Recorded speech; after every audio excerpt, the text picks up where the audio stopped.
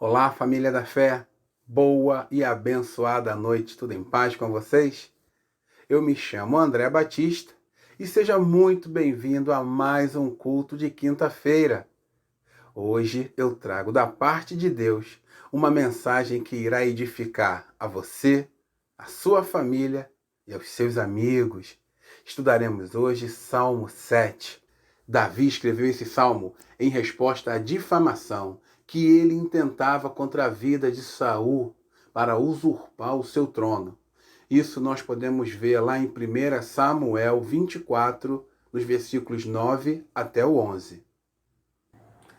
Por isso, começaremos respondendo a uma pergunta muito simples. O que Salmos 7 pode nos ensinar para a vida? Salmos 7 é um dos salmos de lamentação do grande rei de Israel, Davi. Seu título indica que este salmo foi um clamor de Davi ao nosso Pai. E ao contrário do que acontece nos salmos anteriores, Davi, neste salmo, está com as suas emoções inteligentemente calçadas e confiante na justiça divina.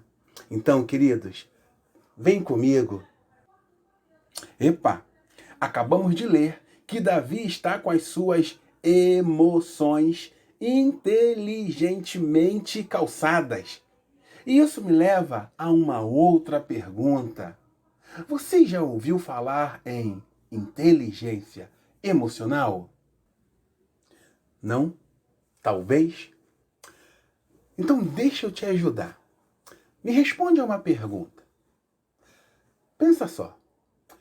Quantas vezes você, seja com seu cônjuge, seja com um amigo de trabalho, seja no trânsito, seja com os seus filhos, me responde a uma pergunta. Quantas vezes, depois de alguma discussão com um deles ou com todos, quantas vezes depois dessa discussão você percebeu que se exaltou demais e que poderia ter agido de uma outra forma, muito mais amena? Quantas vezes, depois do calor das emoções, você percebeu que acabou valorizando demais coisas sem a menor importância e isso lhe causou sofrimento, não só para você, mas também causou sofrimento para os outros? Quantas vezes isso já aconteceu com você? Isso já aconteceu comigo muitas vezes.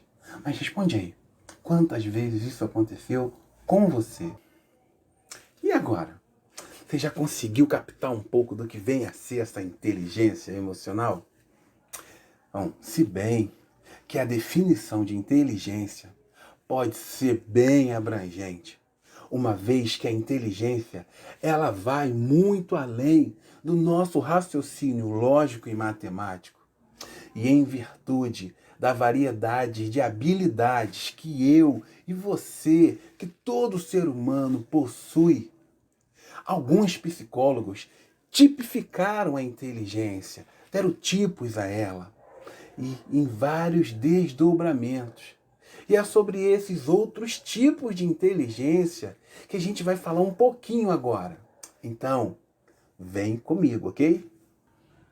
E falando em inteligência, vamos então começar falando da tal da inteligência linguística ou inteligência verbal. Olha, sabe aquela pessoa que tem o poder de pegar um pensamento gigantesco e traduzir perfeitamente aquele pensamento em uma frase curtíssima? Seja uma frase falada, uma frase que ele escreveu. Mas sabe quando aquela pessoa traduz uma frase perfeita, algo que você levaria muito tempo para explicar? Então, sabe aquele amigo cabeçudo que você acabou de pensar aí? Esse teu amigo tem a chamada inteligência linguística ou verbal. Temos também a inteligência motora ou corporal sinestésica. É aquela inteligência em que a pessoa tem uma habilidade corporal muito grande. para desenvolver algumas atividades. Por exemplo, sabe aquele amigo que joga muito futebol? Aquele craque de futebol? Então, ou aquele amigo que dança, que é uma beleza. Ou aquele amigo que desenha espetacularmente, que parece até que ele desenhou, mas quando você olha parece que é uma fotografia. Então, esse amigo, ele tem a chamada inteligência motora. Mas não para por aí não, tá? Tem outras inteligências que a gente vai falar, mas são umas duas agora, tá legal? Então, me acompanha, vem comigo. Agora vamos falar da inteligência espacial, ou cabeça de GPS. Não tô brincando, não existe cabeça de GPS não. Não é porque parece. Mas são as pessoas que sabem se localizar muito bem no mapa, geograficamente. Sabe quando você para o carro no estacionamento do shopping e você perde ele porque não sabe em que setor que parou? Mas sabe aquela outra pessoa que sabe exatamente onde parou o carro? Sabe aquela pessoa que basta você levar ela uma vez em um lugar e ela já consegue ir várias vezes? Então, essa é a inteligência espacial. Você tem ela? Eu tenho um pouco. E para concluir esse desdobramento de inteligência, vamos falar da inteligência musical. Mas essa inteligência ela é tranquila e fácil demais de falar. E sabe por quê? Porque todo início de culto nós louvamos e adoramos ao nosso Pai ao som dessa galera bacana demais do Ministério de Louvor. Olha, rapaz, esses caras têm uma capacidade auditiva aguçadíssima. Os caras têm uma sensibilidade para distinguir ritmo, nota, harmonia, timbre. Sabe aquele MP3 que a gente escuta e acha que é o máximo? Eles sabem exatamente aonde houve perda de som ali. Isso é o que nós temos para falar sobre as inteligências. Mas não para por aí não, tá? Por aí vai. Existem outros desdobramentos, mas não vamos estar falando isso aqui não. Agora, o que eu quero que você entenda é que hoje o nosso Pai Celestial, o Espírito Santo, através de Salmo 7, está me conduzindo a tratar com você sobre a inteligência emocional. E é o que nós vamos estar falando agora. Sabe, gente, desses desdobramentos de inteligências que nós vimos anteriormente, eu vejo que a inteligência emocional é algo que precisa ser tratada com muita seriedade. Mas vamos estar falando sobre ela agora. Este é um tema muito recorrente em palestras.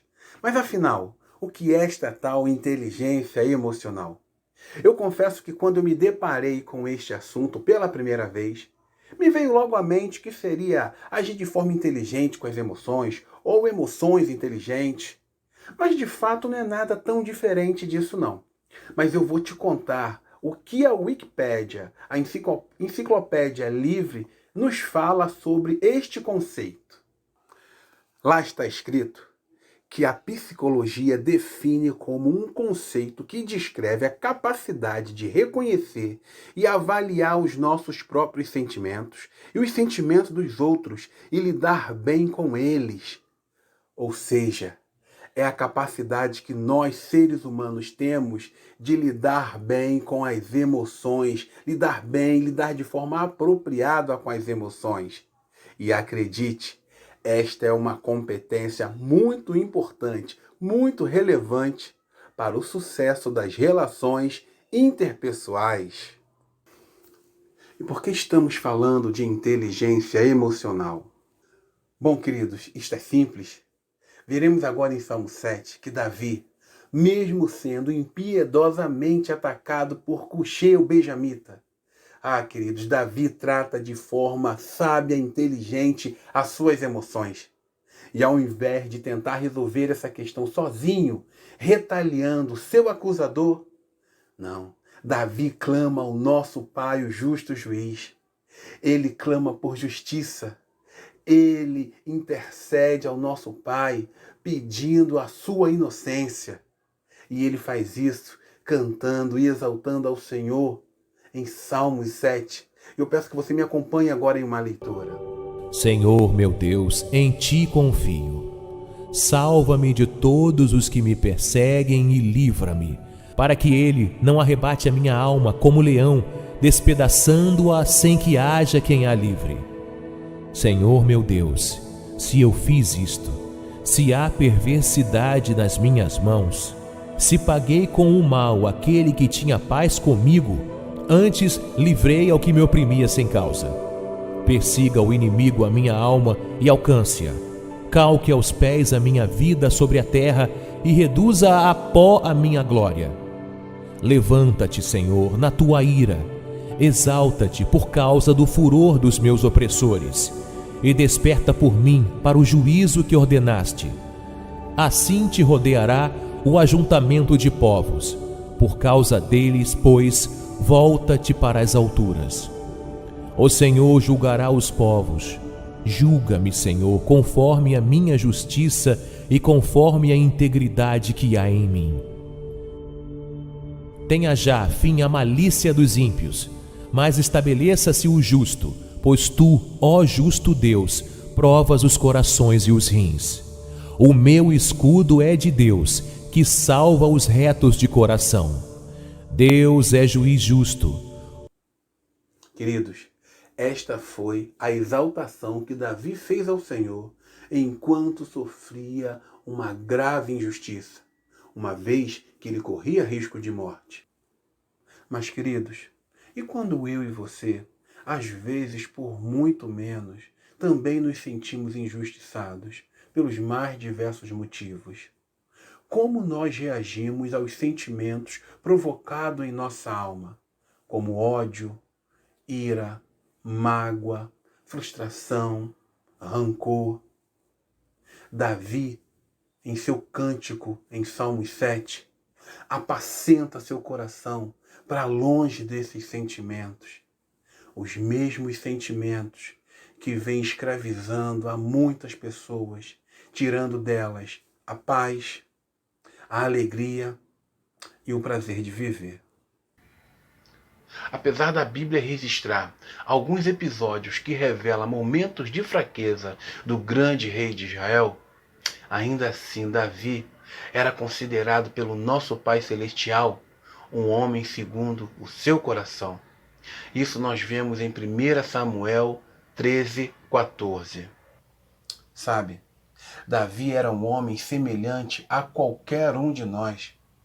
Porém, ele aprendeu que a melhor maneira de lidar com as suas emoções era alcançando o coração do nosso Pai Celestial através de um caminho muito simples, o caminho do louvor, adoração, arrependimento e sinceridade.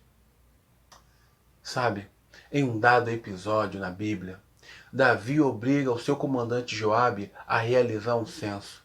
Isso deixa o nosso Pai Celestial muito irritado. Vemos isso lá em 1 Crônicas 21, 6 e 7. Mas eu quero que você me acompanhe numa leitura para sabermos qual foi o desfecho desse episódio. Vem comigo. 1 Crônicas, capítulo 21. Satanás agiu contra Israel, seduzindo Davi a fazer a contagem da população. O rei ordenou a Joabe e aos oficiais do exército: façam a contagem da população de todas as tribos de Israel, desde Dan até Berseba. Quero saber o número total de habitantes. Joabe resistiu. Que o Eterno, seu Deus, multiplique 100 vezes esse povo. Não pertence todo o povo ao meu senhor, o rei? Para que fazer isso? Por que criar esse problema para Israel? Mas Davi não quis saber, e Joabe fez o levantamento de toda a população. Voltou para Jerusalém e deu relatório. Havia 1.100.000 homens aptos para o combate. Desse número, 470.000 eram de Judá. Mas Joabe, em protesto à determinação do rei, deixou de fora Levi e Benjamim. Tudo isso desagradou a Deus. Por isso, ele puniu Israel. Então Davi orou: eu de fato cometi um pecado, querendo confiar nos números. Perdoa-me, pois cometi uma grande loucura. O Eterno respondeu por intermédio de Gade, o conselheiro espiritual de Davi: vá dizer a Davi: assim diz o Eterno, tenho 3 possíveis castigos. Escolha um deles, e eu o executarei. Gade foi levar a mensagem a Davi. Escolha 3 anos de fome, 3 meses fugindo dos inimigos, ou 3 dias da espada do Eterno, isto é, uma epidemia no país enviada pelo anjo do Eterno contra toda a terra de Israel. Pense e decida. O que devo dizer ao que me enviou? Davi disse a Gade: São todos terríveis, mas prefiro ser castigado pelo Eterno, cuja compaixão não tem fim, a cair nas mãos dos homens. Glória a Deus!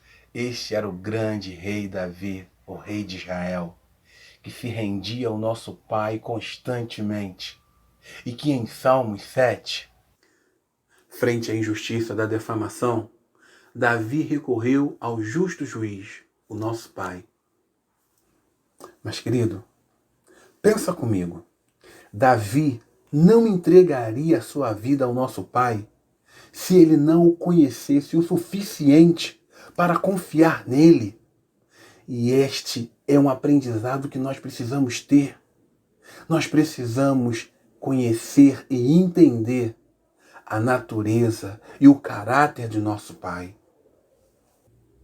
Sabe, nós precisamos acreditar que o nosso Pai nunca faria e nem fará nada para nos prejudicar. Pelo contrário, Ele sempre procura aquilo que sabe que é para o nosso bem.